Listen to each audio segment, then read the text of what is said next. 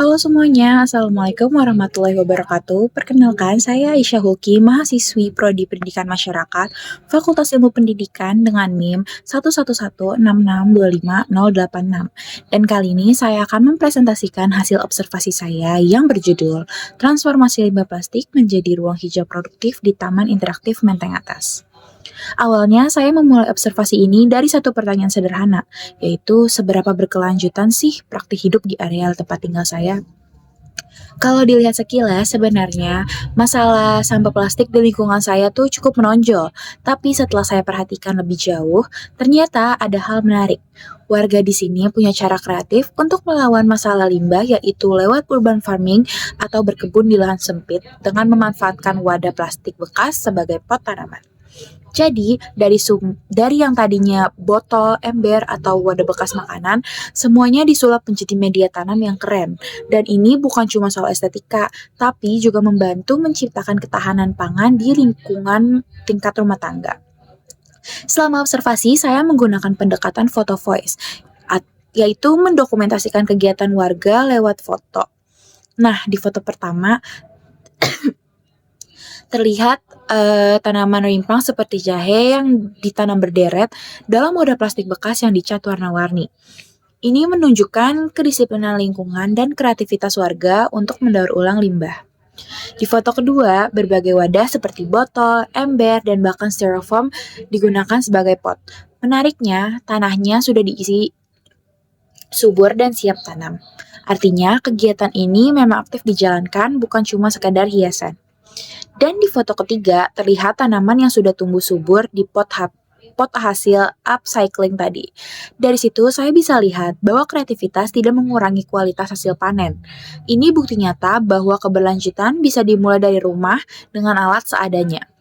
Kalau dilihat dari kacamata sustainability dan ekoliterasi, praktik ini sudah termasuk luar biasa. Warga nggak cuma mengurangi limbah, tapi juga memperpanjang masa pakai barang bekas. Artinya, mereka sudah sadar akan konsep reduce dan reuse, dua prinsip utama dalam hidup berkelanjutan.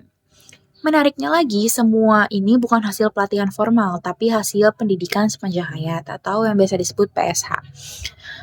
Kenapa PSH? Karena warga belajar dari pengalaman, dari tetangga, dari YouTube, dan saling berbagi tips. Jadi mereka benar-benar belajar secara mandiri untuk memberdayakan diri sendiri tanpa harus menunggu program resmi dari luar. Kalau dikaitkan dengan konteks yang lebih luas, konteks ini mirip dengan inisiatif Zero Waste Living dan Community Resilience, di mana masyarakat bisa mandiri menghadapi tantangan seperti krisis lingkungan dan perubahan iklim. Lalu, kalau saya hubungkan dengan teori positive education, khususnya model PERMA dari Martin Seligman, kegiatan ini ternyata juga punya dampak besar terhadap kesejahteraan psikologis warga. Misalnya, P, positive emotion. Ada rasa senang dan optimis ketika melihat tanaman tumbuh dari sesuatu yang tadinya dianggap sampah. Lalu engagement. Saat merawat tanaman, orang bisa fokus penuh, bahkan bisa jadi terapi dari overthinking. Lalu R, relationships. Mereka bisa saling berbagi bibit, saling memuji hasil kebun, dan jadi makin akrab. Selanjutnya ada M, meaning. Warga menemukan makna hidup baru karena sadar akan kalau mereka bagian dari solusi lingkungan. Dan terakhir, accomplishment. Saat panen atau kebunnya terlihat rapi, ada rasa bangga dan puas tersendiri. Jadi, berkebun dan mendaur ulang ternyata bukan cuma soal lingkungan, tapi juga soal kebahagiaan dan kesejahteraan diri. Dari hasil observasi itu, saya punya ide lanjutan yang mungkin bisa diterapkan, yaitu kompetisi spot hijau terbaik. Jadi, setiap bulan atau 3 bulan sekali diadakan lomba antar RT atau RW untuk mencari area hijau paling kreatif. Penilaiannya itu bisa mencakup estetika, tingkat keberlanjutan, dan hasil tanamannya.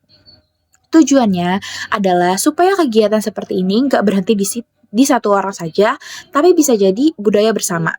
Selain seru, juga menumbuhkan semangat belajar bareng dan saling menginspirasi antar warga. Dari observasi ini, saya belajar bahwa keberlanjutan itu keterampilan hidup yang bisa dipelajari, dan semuanya berawal dari niat dan kemauan kecil untuk berubah. Kadang kita mikir, saya cuma satu orang, apa bisa ngubah dunia? Tapi kenyataannya perubahan besar yang sering terjadi dimulai dari tindakan kecil seperti mengubah botol plastik jadi pot tanaman. Dari sini saya juga jadi lebih sadar untuk menerapkan prinsip sepanjang hayat dalam hidup sehari-hari. Bukan hanya di bidang akademik, tapi juga dalam tanggung jawab saya sekitar lingkungan. Jadi kesimpulannya, proyek kecil ini membuktikan bahwa keberlanjutan bukan cuma ide besar di antar kertas, tapi bisa benar-benar tumbuh di halaman rumah kita sendiri. Dengan kolaborasi dan kreativitas, bahkan limbah yang bisa disulap menjadi sumber kehidupan. Sekian, terima kasih sudah menyimak presentasi saya. Wassalamualaikum warahmatullahi wabarakatuh.